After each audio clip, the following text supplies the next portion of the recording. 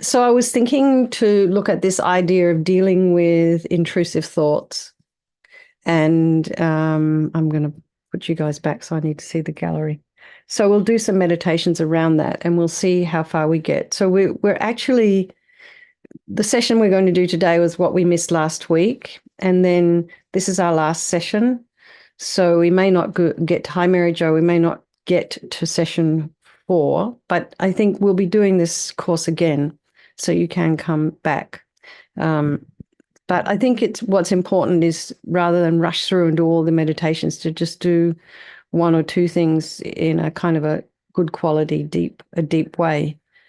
So one of the things also too that I've discovered since I went to see my chiropractor today. So after I had COVID, I started reading about the impact of the vagus nerve on the body, and what's happening with a lot of people with long COVID is they're finding these people have a thickening of the vagus nerve.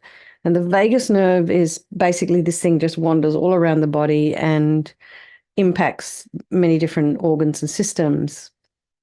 So as we get older anyway, I think I understand that what I heard today was the vagus nerve can also get thicker, but due to COVID. So some of the side effects of a thickening of the vagus nerve is anxiety, a greater propensity to anxiety or depression, which might mean more intrusive kinds of thoughts, more of this kind of thinking, of rumination and all these kinds of things. So it's not always going to be, for some people who are experiencing depression, it might be they might say, oh, it's easier said than done to get on top of what's going on in the mind. And that is also the case. There's a physical aspect to it as well, particularly if anyone's had COVID and they're experiencing more anxiety since they had COVID. So I just wanted to put that forward as something to think about. You don't have to give yourself a hard time if you're finding that you can't control your mind. So there's many techniques, many methods, and one of them is breathing. So we will do some 9-round breathing today as well, because it's always a good way to sort of settle everything down. And I also read one of the ways to help calm down the vagus nerve, which is basically inflammation, I think, is apart from lion's mane, sniffing lavender oil, having a foot massage, jumping into a cold shower that resets the vagus nerve. What were the other things? Any anti-inflammatory anything. Chanting. So we'll do some chanting today as well, but which we do in the evening, and we also do in our morning meditations as well. So singing, chanting, any of this kind of thing helps with the vagus nerve. So they're starting to do more and more research into it. Of course, they have to, because so many people got sick with this. Anyway, so for now, let's just settle into a nice, comfortable seated posture. And if you're if you're sitting at your desk and your feet are down, just make sure they are hips width apart, with the shoulders aligned with the hips. And imagine your spine is a string of pearls of light that stretches from the base all the way up through the crown of the head and beyond. And just imagine you are lengthening your spine.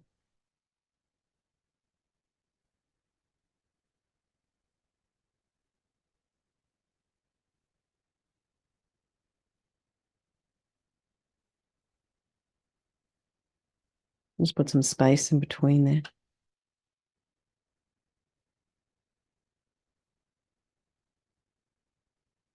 And then bring your awareness to the crown of the head and just notice if you can feel any sensations there.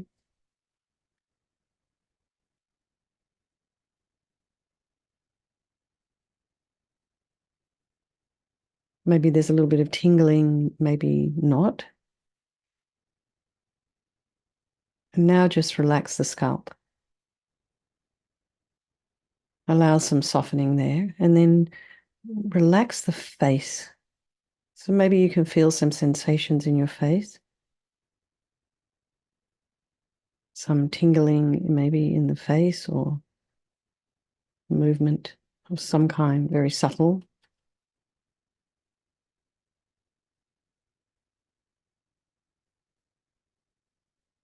And then just imagine softening the face, release the forehead, the eyes, the temples, the nose, the cheeks,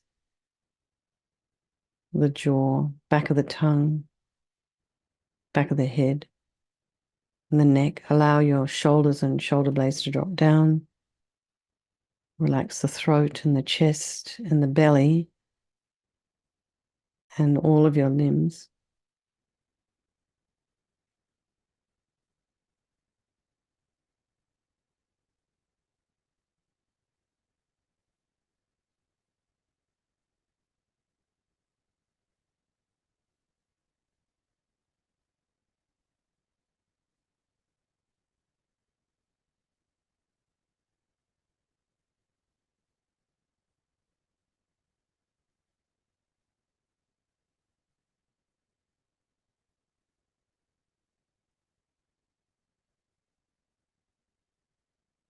Now bring the mind to the breath and just notice the sensation of the air to start with as you inhale and exhale.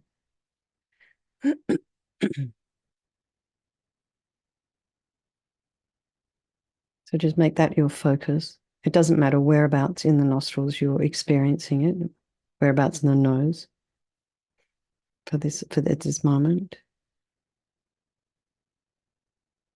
And now be aware of any sound in your environment.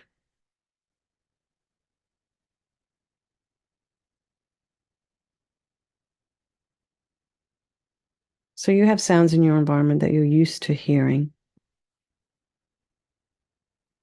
Certain times of day, you know when a certain person's coming home or a particular bird starts to sing, a neighbor comes home.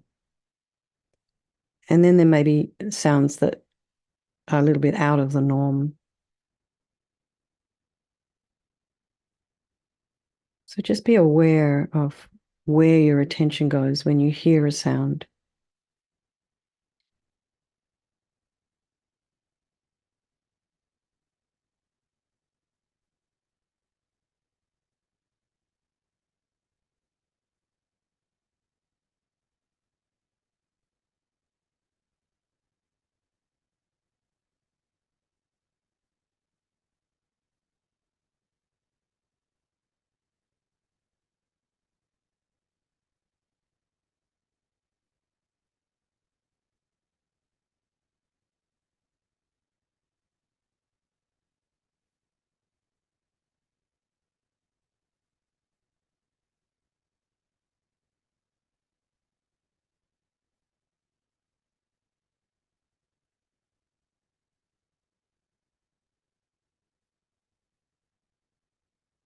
And try not to follow the sounds, allow them to be there. And just notice in that very short pause I did just then, where did your mind go?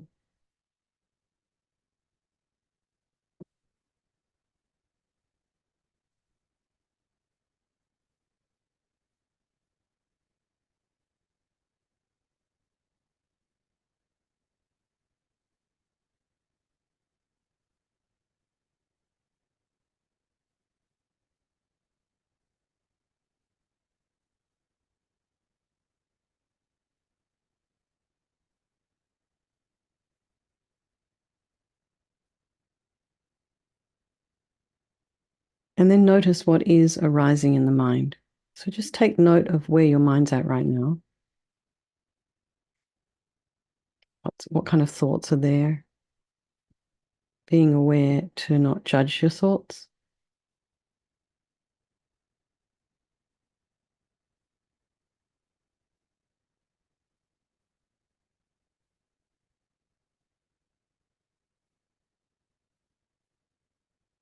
And try and separate the thoughts. Okay, put some space in between the thoughts.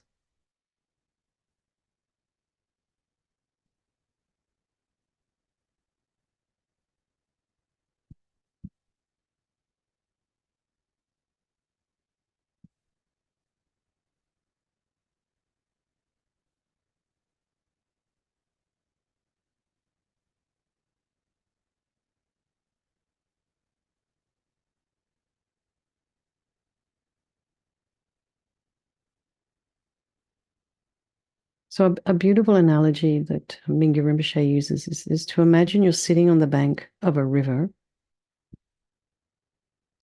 and just watch the water flowing by and take note of the quality of that water. Is it a stream? Is it a river? Is it flowing fast or slow? And is it deep, muddy, clear, choppy, still?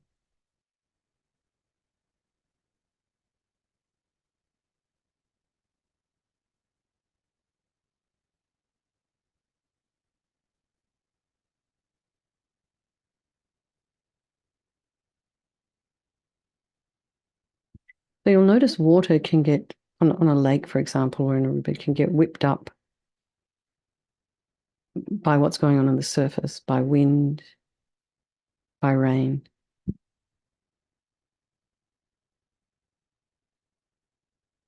That's very much on the surface.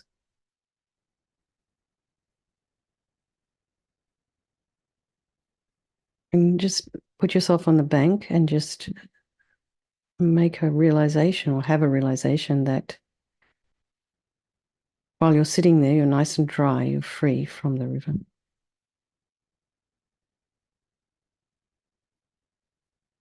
And now, a little bit of equanimity meditation. Just bring to mind all the people of your life, the ones you love very deeply.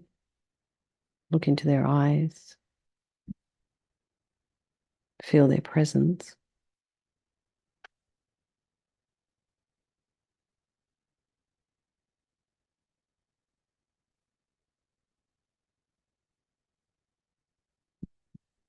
Maybe try and bring some gratitude to your heart for the things that they do for you. What their presence in your life, how it enhances your life. And then there's those people you don't like so much. You just really wish they weren't there. But they really are our teachers. They really show us where our mind is.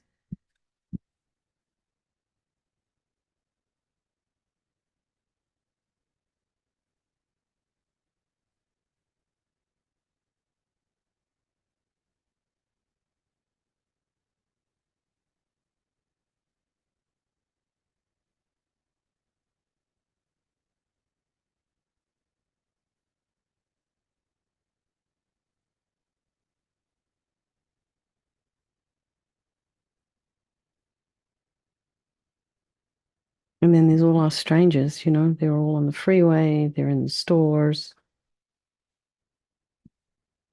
But, they can all change place at any time. This friend, this one we don't like, this stranger, and they're all equal and they wish to be happy. They're all equal and they wish to be free from suffering and having just this extraordinary capacity for Buddhahood. So we're doing this meditation, this evening to sort of deepen our understanding, deepen our experience, get a little bit of a clearer idea of how our mind is working, a little bit of an idea of how to control it, even though the vagus nerve might have a little bit to do with it if we have disturbed thoughts. So one of the recommendations to calm the vagus nerve down or to reset is to meditate.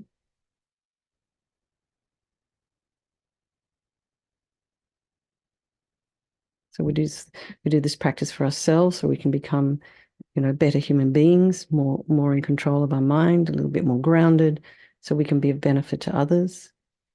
And we just also for others. Our practice, we dedicate, we motivate for others. So anyway, just sit here. And for a moment, I would like you to imagine you're inhaling for a count of 4, 3, 2, 1. Pause at the top of the breath. And then exhale. 4, 3, 2, 1. Inhale. 4, 3, 2, 1. And then exhale. 4, 3, 2, and 1. And so just keep doing that for, let's do it for about another minute.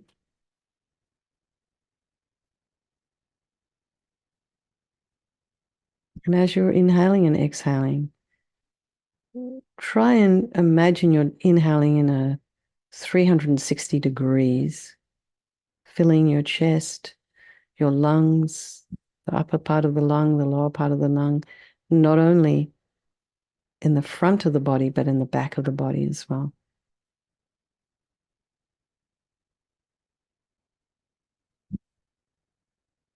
Linda Prochet. Sorry.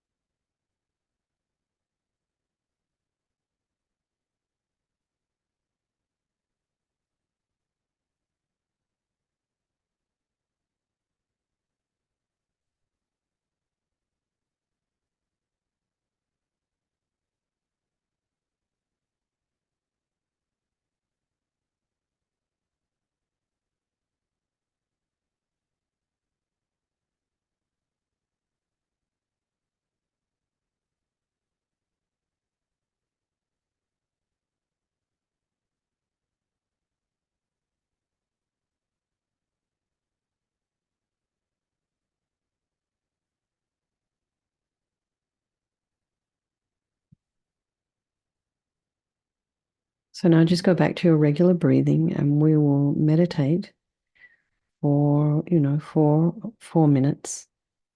I'm going to time it. Just a single pointed concentration. So breathing in, and you can do even breaths or just breathe regularly, normally. Actually, no special breathing, just breathe in and out.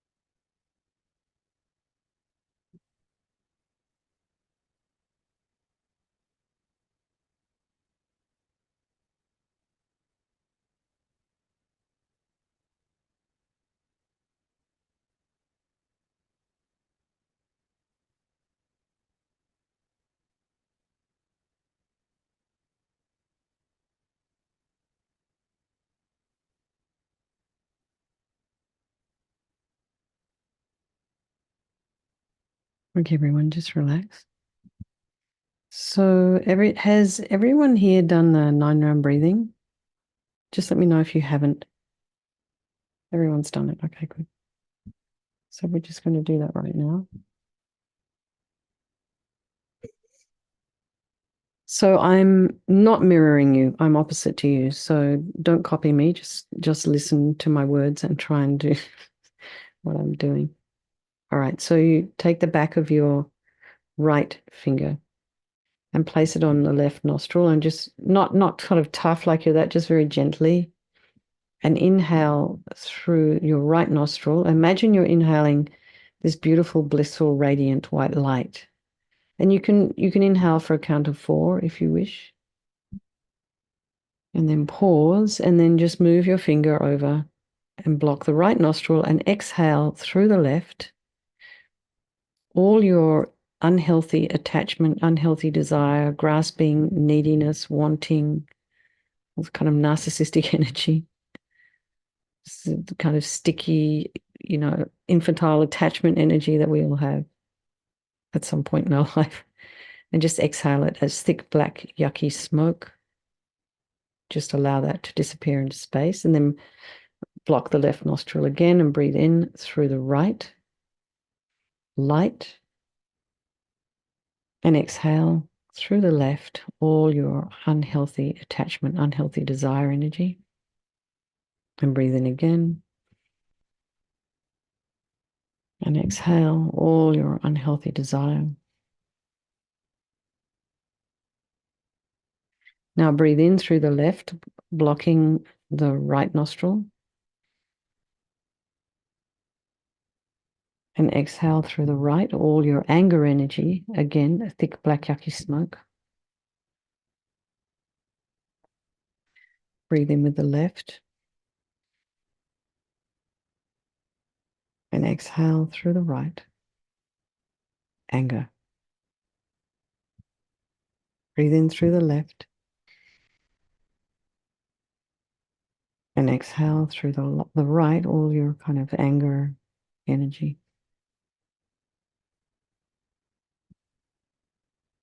Now inhale through both nostrils, blissful, radiant white light. Pause at the top of the breath and exhale all your ignorance energy.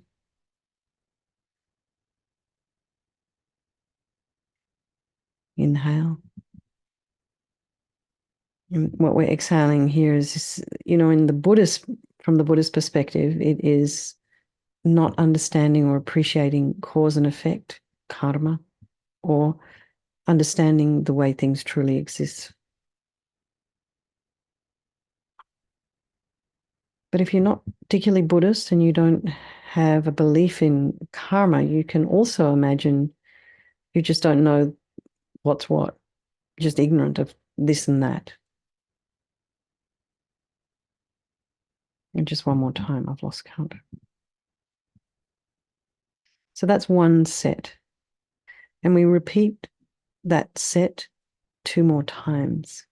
So is everyone's good? You breathe in through the right, exhale through the left. That's attachment. Breathe in through the left, exhale through the right. That is anger. And breathe in through both nostrils, exhale through both nostrils, and that is ignorance. And you do 3 of each within each set. That makes sense. So in your own time.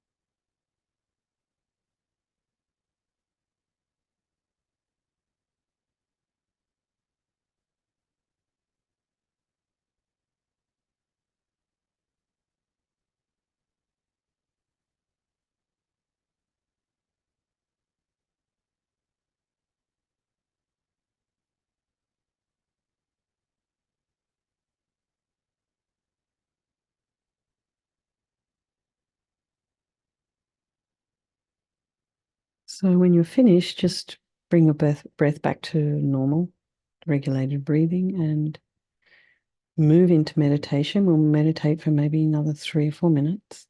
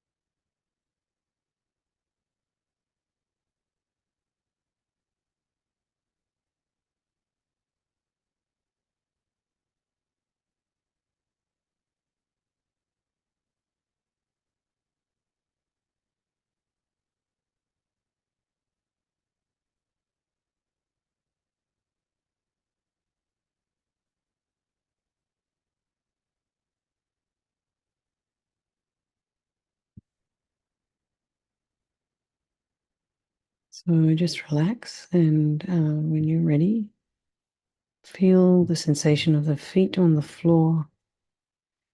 And in your own time, slowly open your eyes.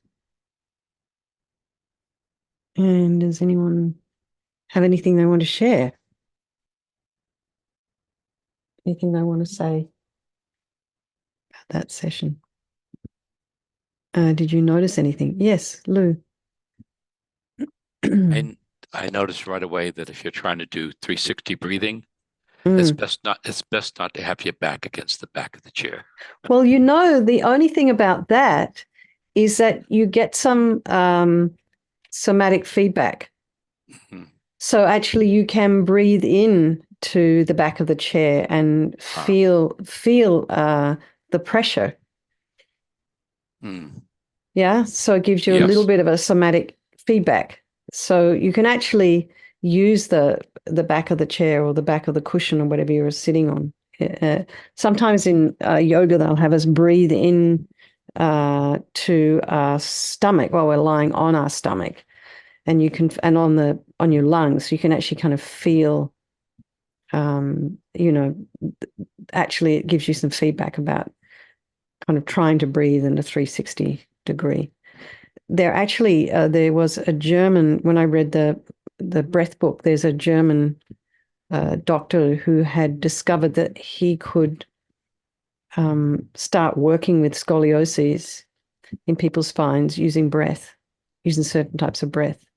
So, which is kind of fascinating to me that you can actually do that. So anyway, thank you for that, because actually I didn't even think to mention to people, if you are leaning in your chair, you can give yourself some feedback. All right. Anybody else have anything they want to share about that? Yes, Jordan. Nice to see you, by the Sorry. way. Hi, Venerable Katie. Sorry I was late. I got No the worries. time change confused. Okay, no I, I worries. I always get confused with the time difference. Um, I'm struggling, so I'm trying to create a daily practice. Mm-hmm. And I'm really having a hard time just settling down to meditate. Like I can read or do, right. I keep myself busy really easily, and I love doing that part, but it's really been hard for me to create any kind of consistent daily. What would you suggest, just for, really basic Do time, you, maybe just even time frame, like how long and how frequent? And I have a lot of time to dedicate right now, but just settling down and doing it has been really hard. yeah, I understand. And you're not alone there. Um, do you have water bowls or anything? You have a little altar or something like that? I have an altar, yeah. Do you have any water bowls? I have access to some. You could start with 3 or 7 and just, fill some water bowls. Don't make it too big or too big of a deal, because you'll get fed up with it very soon. So start with 3 water bowls and start by doing, 3 prostrations to the altar. Mhm. Do 3 water bowls and then sit down, and you can do the 9-round breathing, because that's actually doing something. Sitting there, focusing on the breath, that's hard. I wouldn't do it for more than 5 minutes. Just do that. Yeah. And then Lamia, she said, we're not able to focus for more than 5 minutes anyway. I'm not even able to focus really for 5 minutes. So exactly. So this is also why I really like the Tai Chi Chuan, because it's an open-eyed moving meditation. So for those of us who don't like sitting still, which is definitely me, which is why this last 2 weeks of COVID was such torture for me, because I couldn't move, even if I wanted to, but I didn't like it. Excuse me. So what you'll find is, after you've done the 9-round breathing, actually I would do 1 minute of meditation before the 9-round breathing, then do the 9-round breathing, the three sets of 3, and then do another couple of minutes after, and then you'll notice the difference, and it gives you a little bit of encouragement. So keep it really, really short. I wouldn't do any more than 5 or 7 minutes. Yeah. And, you can start with a little couple of, 2 or 3 water bowls, not big ones, but you can also use glass bowls, or just, it doesn't have to be a proper water bowl. And then if you've got an altar, keep it nice and clean. And that just becomes, you get up in the morning, do 3 prostrations, do your water bowls, and that's the first thing you do. And then sit down I'm and doing do. doing some prayers and then trying to do preliminary. So I'm just doing some mantra stuff Yeah, but you could a do this little bit. before you do your mantra if you want. Perfect. Because probably if you get into a routine of doing your practice with mantra and your morning practice, and then you have breakfast, and then it's hard to get back to sit down again. A good time to meditate is early in the morning, because nothing's happening. You're still your mind isn't completely engaged with the world yet. But once you've had breakfast and things have started moving, it's really hard to get back in it again. So my suggestion would be you do it before you have breakfast, before you eat. But, keep it really, really simple. Don't make it too complicated for yourself. But you're already doing stuff in the morning, so, you're already fine. But if you wanted to include a meditation practice, I would start with get some 9-round breathing happening. It's just the easiest way to get yourself settled. It's just fantastic, because you're working with the breath. Okay. Anyone else? Thank you. Okay. Anyone else? Anything? Oh, okay. So we'll keep going. Mary, did you want to say something? Your face appeared. Oh, you got some lavender oil. So I'm a fan of a really nice lavender oil. A therapeutic, not a synthetic, but a therapeutic lavender oil. I use it every single day. It helps me so much, just either inhalation or on the soles of my feet, on my wrist. To me, it's really wonderful. I mean, it's been around for thousands of years. Every culture from Persia to Europe has used. I know, right? I was really surprised to see it. They're doing research on it now because there's so many people are coming down with everyone's got some. Because, and Well, it's antiseptic too. So like even like I'm not sensitive to my skin's not. So I always put like a dab if I'm going in public in my nostrils too. Just a small dab because it helps purify the air. face mask is good too. Which is I figured out where I got COVID from, and I think it was we had a festival here the Sunday before I got sick, and I didn't have a face mask on. I got very slack, and then I went to our local store down here called Good Earth, which is just full of really delicious organic food, and I stood in the bathroom line for a good 15 minutes, and I swear that's where I got it. And it was just like I felt very vulnerable. I was like, no, this is not sensible. You should just not be here and go home, get a mask. But anyway, I don't know what I was thinking, but I learned. I learned. Okay. Yes. And I'll be doing all the vagus nerve stuff. The last thing I want is to compromise my health. Okay. So, this whole idea, we have this concept of mindfulness. It's often we think about it's a way to stop thinking. That's often how it's sold. But it's really not. We're not able, through mindfulness and introspection, where we become, in a way, more aware of the presence of our thoughts. And so sometimes that can become a little bit disturbing or a little bit overwhelming because it was like, oh, I'm getting worse. I'm not getting better. I'm meditating. I'm getting worse.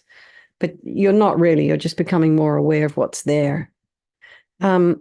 So one of the things that in this particular session, they talk about discerning between the different types of thought processes. So thinking that's functional, thinking that serves us versus thinking that doesn't serve us or is dysfunctional or is maladaptive. And our functional thinking helps us to navigate our way through different life situations, when to keep your mouth shut, when to speak, how to proceed. It helps you use your wisdom. Our dysfunctional thinking tends to be more of this kind of impulsive, involuntary, habitual, ruminating type, reactive, habitual kind of habit energy kind of thinking. When we get distressed over an imaginary future scenario, something that don't even know if it's going to happen. And, these involuntary dysfunctional thoughts keep us really stressed out. And, you might not be able to sleep or rest, or it just kind of helps to sort of sustain agitation in the mind. It's really disturbing. And so with your introspection, you detect the arising and the presence of compulsive involuntary thinking during your practice. You can actually, if you're kind of in this level of awareness, if you're standing back and observing objectively, you can notice that it's happening. So you can exhale. It offers an excellent opportunity to practice letting go of this kind of thinking, releasing all these thoughts from our attention in the same way we release carbon dioxide from our lungs. And we can even reinforce this idea by reminding ourselves with this magic word release in our own mind. And when we notice an out breath and returning our attention once again to the breath sensations as we breathe in and out. And this is one way we cultivate, mindfulness in stabilizing meditation and how it can benefit us. So even in the very, very early stages of our practice, and we can nurture our mindful focus on a specific object of meditation, such as, we did with the bodily sensations, or, mindfulness through touch, mindfulness of breathing, and to practice to release any unnecessary physical tensions and calm our mental agitation, especially this compulsive involuntary thinking and making up future scenarios and being afraid of things that haven't even happened yet. It's really hard to not try and imagine what's going down. I mean, after last night's debate, of course, I'm listening this morning to all different opinions on in the New York Times. Everyone's in a panic about what happened last night. And then I went to my Tai Chi Chuan class, and the teacher was talking about looking at those two people and having a sense of compassion. The situation was awful. It was embarrassing. It was nerve-wracking to watch.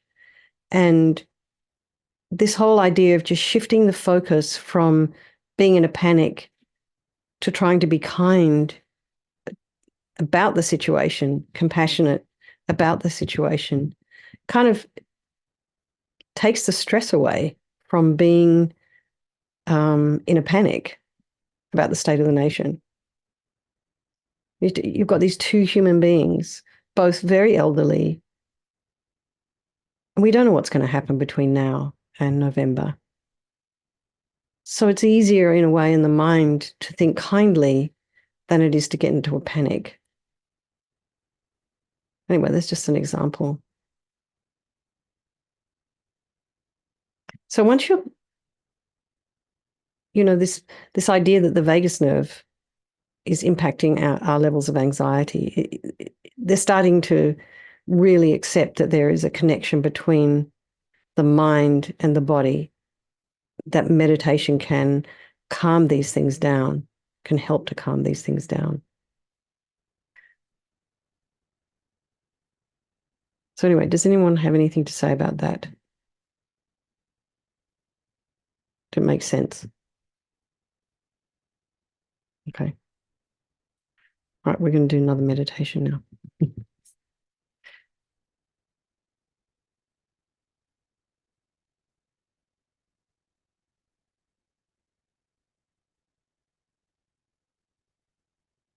Time goes so fast in these classes.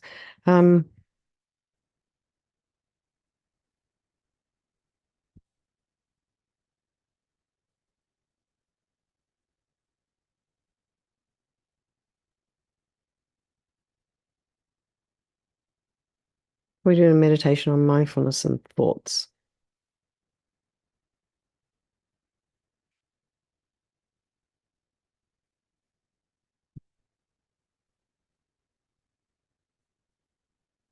So just settle back into your meditation. Just check the alignment of your body. So we're going to make use of our breath as a support for mindfulness, as a place to rest our attention in between discerning the thoughts, or when we find ourselves feeling dull and drowsy. So we can regard the breath as a companion. We have the most intimate relationship with our breath, and it helps us. We can use it in so many different ways, and it helps us to stay mindful and not get too lost amongst the thoughts that are arising.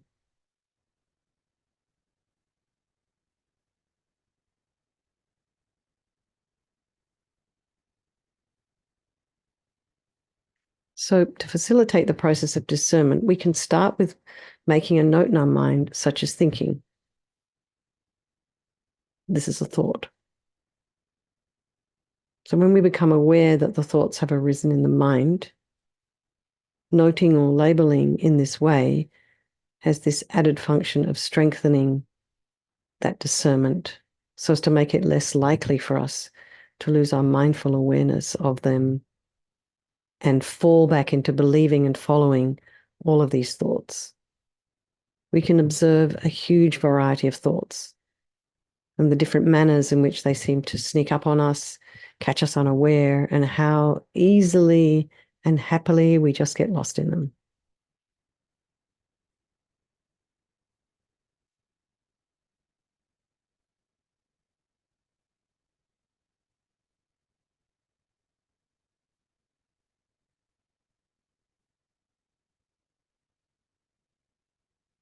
So just return your attention to your body and be in touch again with the simple sensations in order to settle your body into meditation. So notice areas of softness and ease and relaxation and comfortable feelings.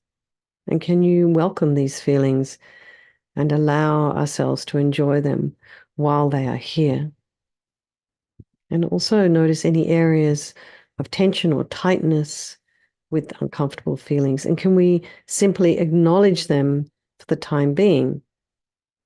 Can we maybe not feel that we have to change anything immediately for the better? Can we just let it be for a moment, even if it's an emotional thought? Just sit with the discomfort for a minute and check in with the sensations at your face. Are you tensing up any of your facial muscles? Those at the forehead, around the eyes or the jaw?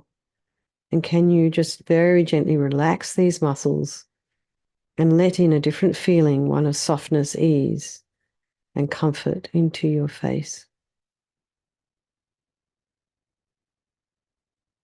And you can allow this softening and relaxing to spread on its own to the rest of the body and help your body to settle into meditation in its own time.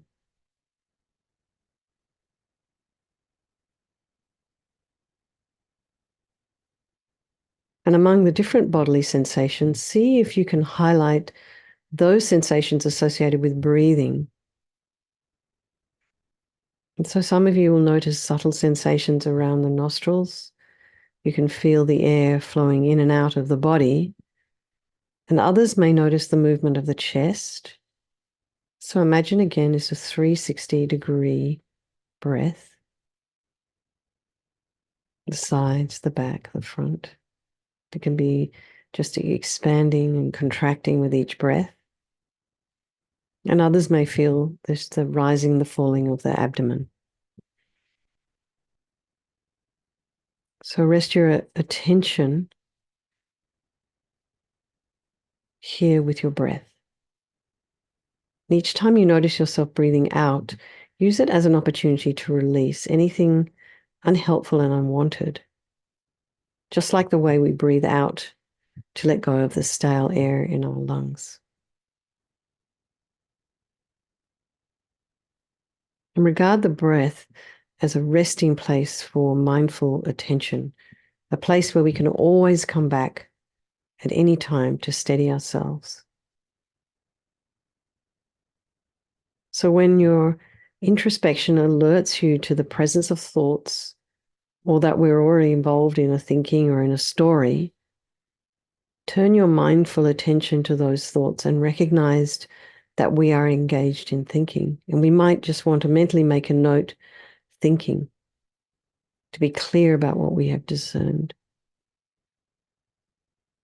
And so without getting entangled in the thoughts, entangled in the story, just return your attention to the breath. Release those thoughts on the out breath. And when you recognize that your attention is drawn into thinking again, take note of that as thinking and come back to the breath. And we can also add this idea of release. So you've noted thinking.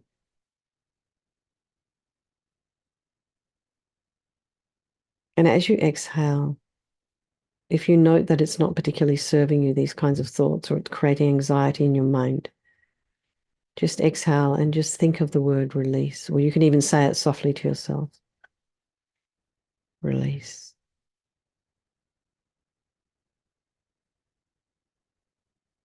So let's just try this for a couple of minutes, 2 or 3 minutes.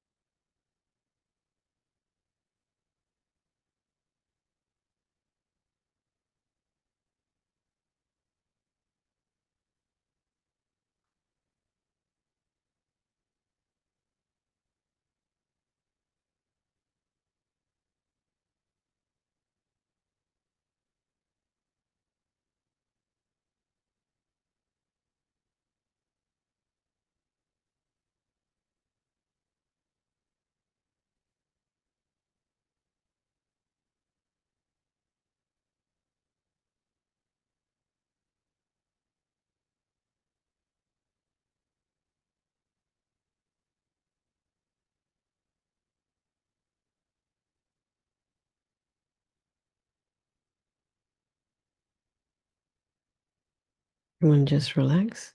And I'm just wondering if anyone has anything they want to say about that.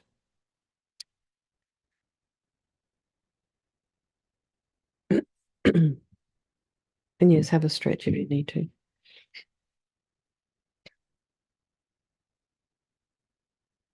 Yes, Mary Jo.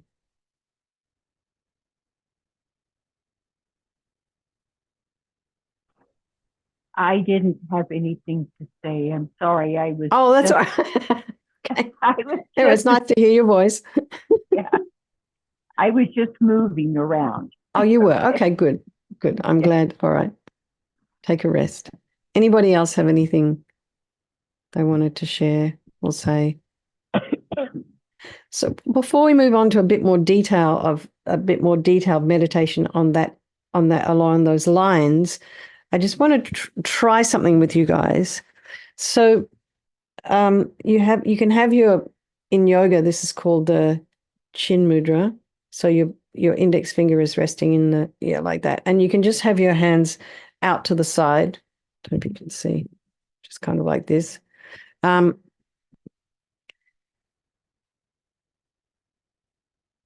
Actually, keep your left palm open. Hang on 1 second. I just have to attend to something. Just 1 second.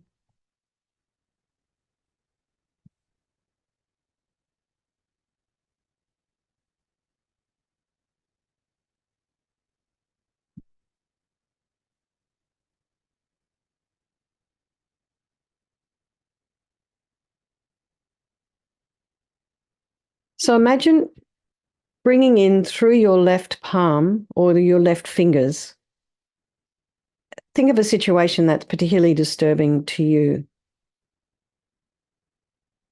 And just bring it in, allow it coming up your arm, across your chest, and out through the right hand, and just flick it away with this finger and just release. So you can say that to yourself. So you're breathing in through your left fingers. Think of this issue, bring it across the chest, and then just let it go down your right arm and just release and just flick it away quite forcefully.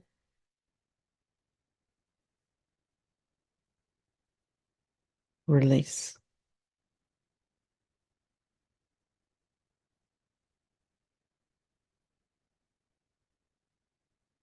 Release.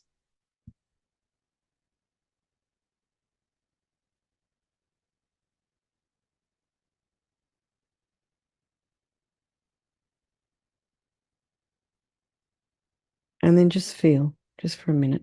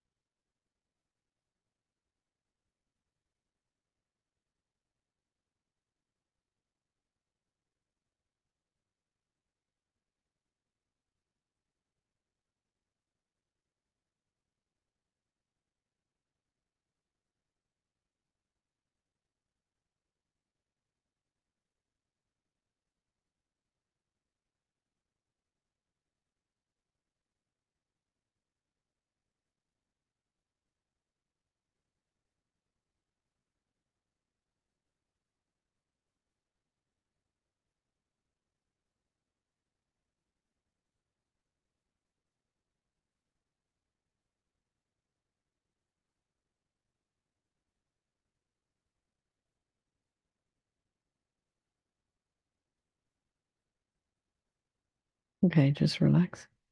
So, did you find that interesting or useful?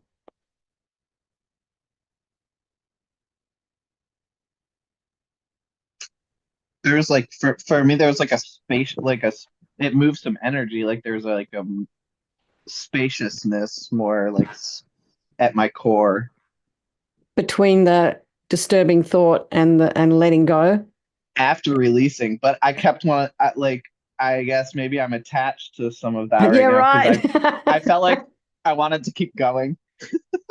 Oh, you want to keep doing it? I wanted to be like, and this too, and this Oh, too, yeah, and this right. Well, too. you can just Yeah. chuck it all out like trash because that's what it is. And it's almost like when you're breathing out from the lungs. It's almost just like this kind of unwanted gunk. I mean, you are basically, it's almost like a purification when you exhale, which is what you're doing every day anyway, as you're breathing. Yeah, I know. It's nice. I like that one. There's a bit of energy to it. Yeah. Did you want to say something, Robert? I just found it pretty cool. I've never seen that one. No, It me seems neither. simple. It works. Yeah, it does. It's just so. Yeah, Off you I go. appreciate that one. Yeah, it's a good one. So you can practice that as well.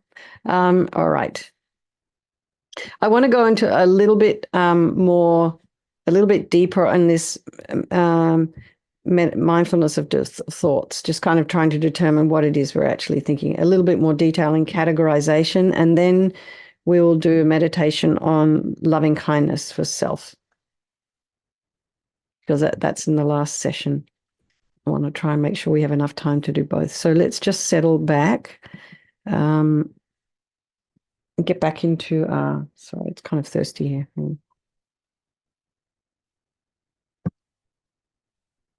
Meditation posture.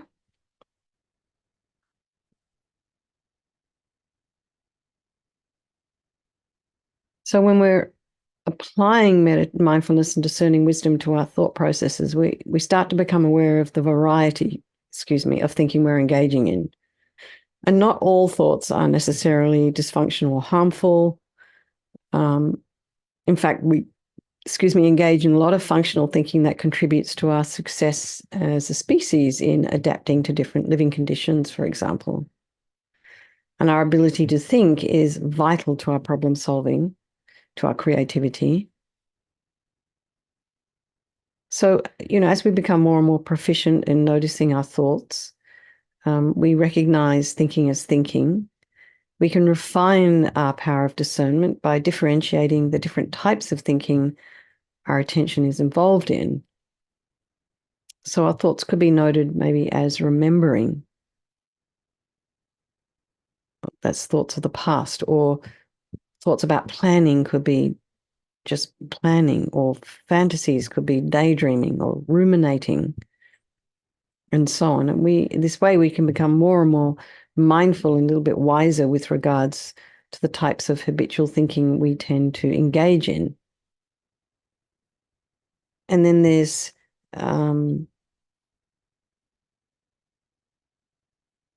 so when you recognize these thoughts, so you might be using a few simple terms like remembering or worrying or daydreaming and so on.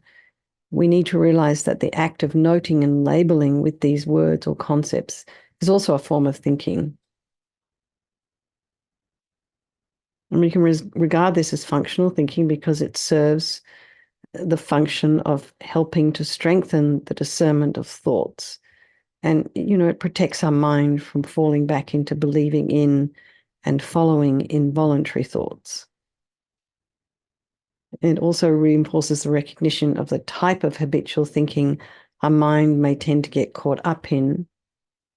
And that helps us to understand the underlying reactivities that drive our choices and our actions. And then, finally, it helps us to initiate a process of releasing and letting go, whereby we withdraw the investment of our attention and belief in the concepts of these habitual reactive thoughts. And you start to realize they're not the reality of our life. So let's just try it for a moment. Just settle back into your comfortable meditation posture. I think I already had you there. Make sure you're nicely aligned. Just relax the body. Focus your mind on the breath to start with, and then just notice what's arising in the mind. And without too much pressure, don't force yourself. Just take a step back. Be objective, looking at your mind as an objective observer would, like a scientist almost.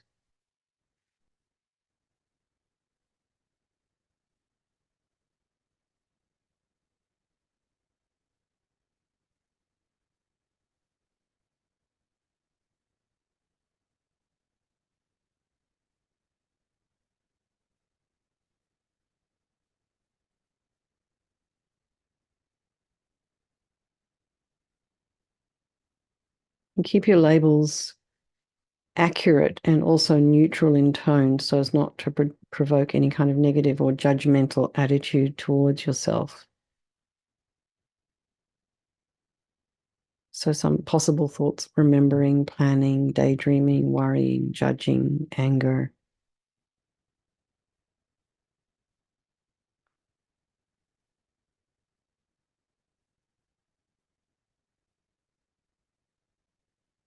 Just use the same kind of wisdom with yourself that you might use with your best friend or your child or your niece or nephew or cousin or siblings, co-workers.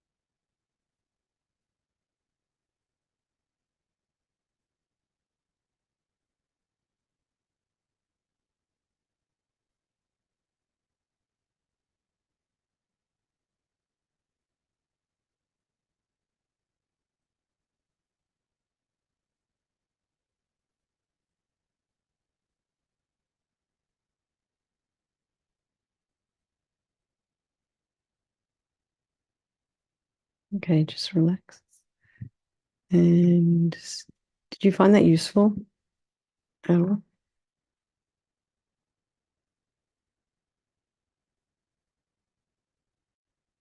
What I find I'm doing my own practice is I'm getting a little bit smarter at picking when my mind has gone off on a track all of its own. It does it all the time.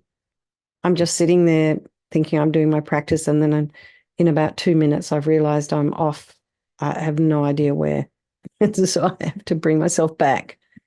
And it's just this constant process of noticing and being aware. And then you can kind of take this into your daily life so that, you know, when something goes wrong, you don't react to it, because it end up doing things or saying things that maybe we come to regret later.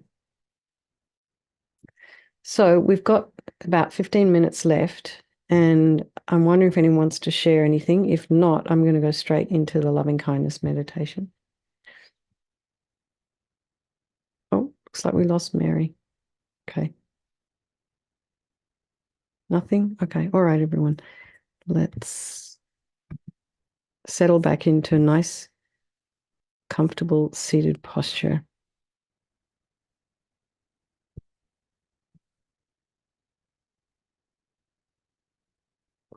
So just be aware you can actually do this. You could do this meditation lying down if you wanted to. If you're not feeling very well, you can sit in a chair, cross-legged on the floor, or lying down on your back. The only danger about lying down, if you don't really need to be lying down, is that it's a bit of a signal for us just to go to sleep. So if you don't have to be lying down due to any physical issues, then if you don't have physical issues where you need to be lying down, then it's best perhaps not to be. So just notice the simple sensations in your body, starting at the crown.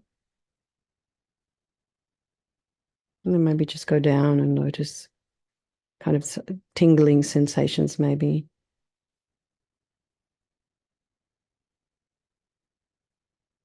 And notice areas of softness and ease and comfort. Can you welcome these feelings and allow them, and allow yourself to enjoy them while they're there?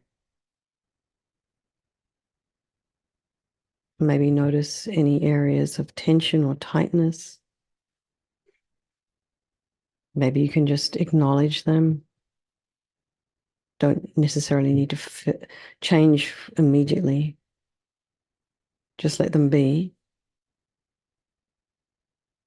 And just relax the face, the forehead, the eyes, the jaw.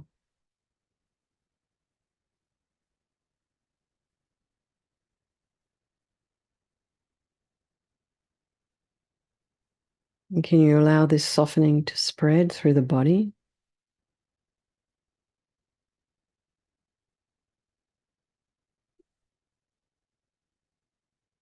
So moving on to this meditation on loving kindness towards ourselves, we choose a few simple phrases that can best express our understanding of what it means to love, to care, and show concern. And we can start with these stock phrases, and we could change them as we go along. The first one is, may I live in safety. So wishing oneself to feel safe and to have security in life. May I be happy, wishing oneself to feel joy, cheerfulness, and happiness in the mind and heart. May I be healthy, wishing oneself to enjoy physical health and well-being. May I live with ease, wishing one's daily life and work flow smoothly and easily. May I live in safety. May I be happy. May I be healthy. May I live with ease. And so you can repeat these phrases slowly and mindfully at your own pace, and stay connected with the intentions behind those words, and extend loving kindness towards yourselves. So when you get distracted, come back to the phrases. You don't have to worry if you're not feeling particularly loving. You can just allow your heart plenty of time to respond in its own way. Allow your heart plenty of time to expand. And we can rely on the words to guide our hearts towards loving kindness.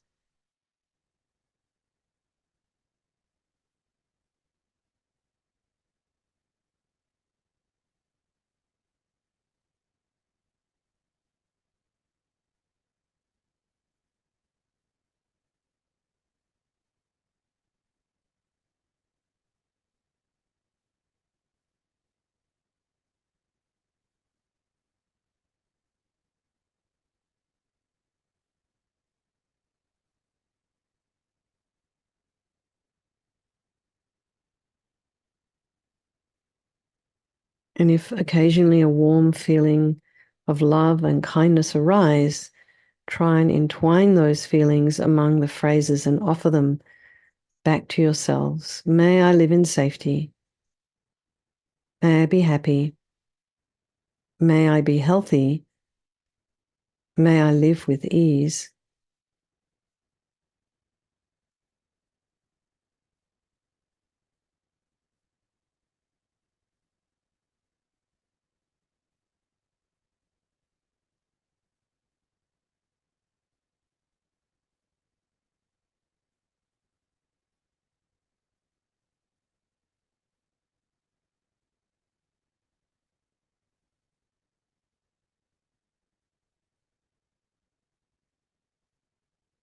So in between saying those words, you can reflect on this idea of offering support to yourself in the same way that you might offer support to a friend, and promote loving kindness towards yourself. So deep down, all of us want to be happy and not to suffer. And can we pause and think about this statement? Is it true for you? How does this wish to be happy manifest in your life?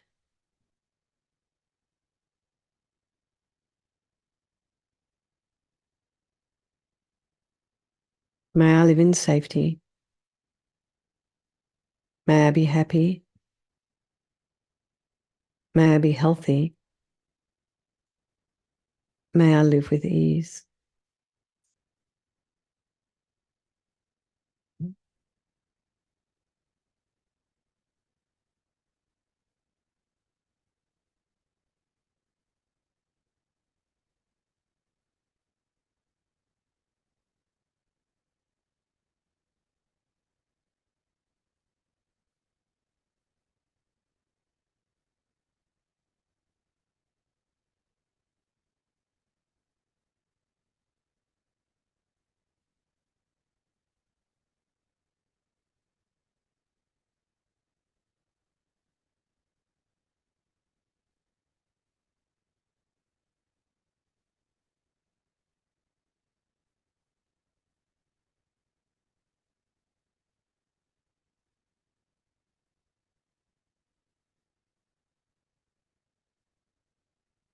We can also reflect on other reasons that activate loving kindness for ourselves. Some of us may see the goodness within you. Actually, not may. Look at the goodness within you.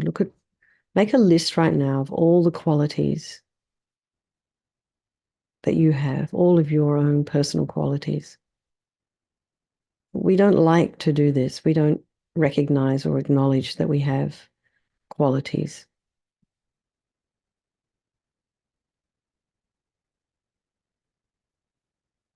And you also may remember past experiences of happy times that you might wish to continue. You may have a yearning for love within you, inside of you. May I live in safety. May I be happy. May I be healthy. May I live with ease.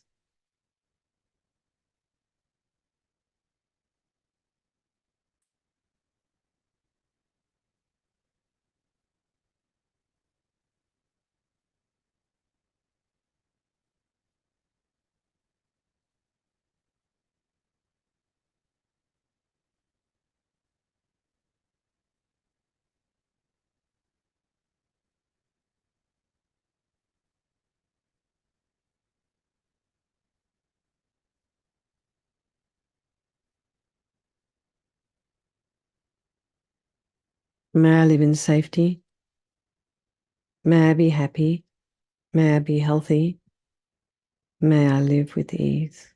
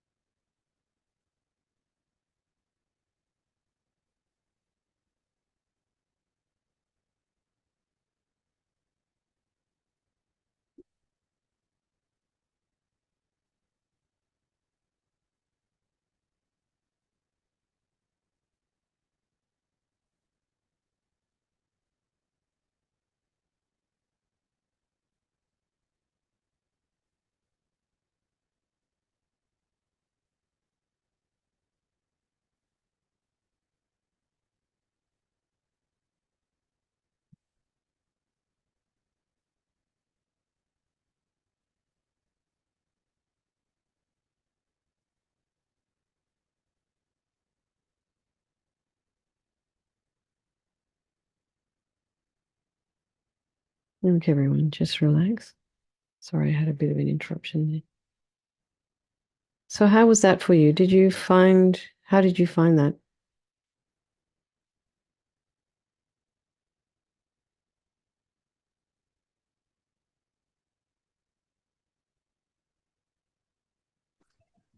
I really enjoyed it. The only that I ran into was some back pain. With some what? Back pain. I've been doing some yoga, and it just caught up with me in the last 10 minutes. Okay. So it's pretty good. So whenever you have something like that, you absolutely need to do whatever it is you need to do to release the pain. And going into child's pose is a really good way to release back pain as well. Or to lie on your back and bring your knees up to your chest. Yeah. Okay. All right. Anybody else before we finish? Have anything they want to share? I'm so sorry I missed a session.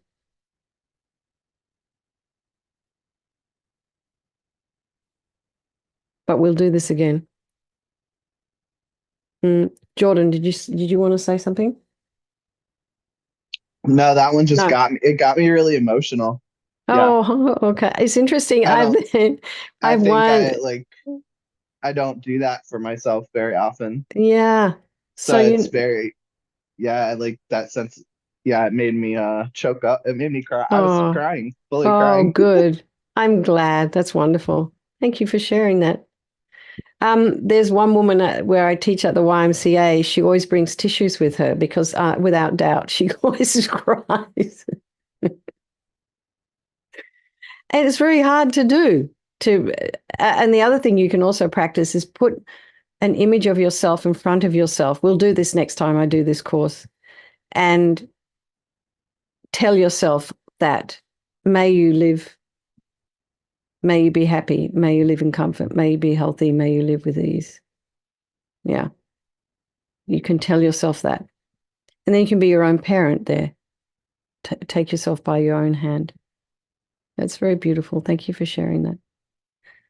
Anybody else before we close? No? All right. So it's been a bit choppy this because of my COVID. So I'm sorry for the break, but we will be doing this again. And I just wanted to thank you all very, very much for coming along and for being patient with my COVID. And I look forward to seeing you next time we do this. And of course, you're all very welcome to come to the morning meditations, the evening Vajrasattva. You don't have to be necessarily practicing, but there's a nice community that's developed around it. In the morning, we're doing a lot of visualization and mantra, and in the evening, it's this Vajrasattva practice. So very welcome to come if you wish. And Lou, thank you so much for hosting. So let's just dedicate all the work we've done for ourselves, for others, for all those people of our life that we imagined when we first started, for His Holiness the Dalai Lama to have a long life. And I don't know if everybody here is a student of Lama Zopa Rinpoche, but if you are, we're hoping Rinpoche will come back soon in a different form. And then for any of your own personal teachers, just wish for them to have long life. Because, you don't realize we take it all for granted and then they're gone. Anyway, lots of love, everybody. Thank you so very much. And I will see some of you at 8 o'clock, 9 o'clock, mid-time, 8 o'clock our time. All right. Lots of love, everyone. Thank you so much.